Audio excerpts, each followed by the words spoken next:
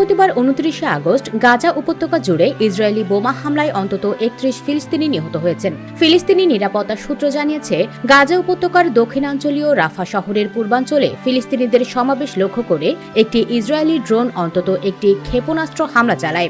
হামলায় অন্তত ৭ ফিলিস্তিনি নিহত ও আরও বেশ কয়েকজন আহত হন। এদিকে রাফার উত্তরে শিল্পাঞ্চলে একটি মোটরসাইকেলে ইসরায়েলি ড্রোন হামলায় ৩ যুবক নিহত হয়েছেন বলে মেডিকেল সূত্র জানিয়েছে।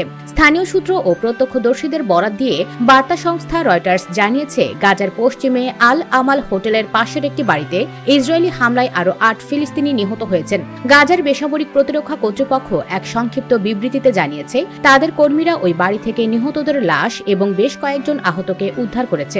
সেখানে এখনো কেউ আটক আছে কিনা তার সন্ধানে তল্লাশি চলছে। ফিলিস্তিনি মেডিকেল সূত্র জানিয়েছে, শহরের বেশ কয়েকটি এলাকায় ইসরায়েলি গোলাবর্ষণের ফলে উপত্যকার দক্ষিণে খান ইউনিসের হাসপাতালে ১৩ জনের লাশ পৌঁছেছে।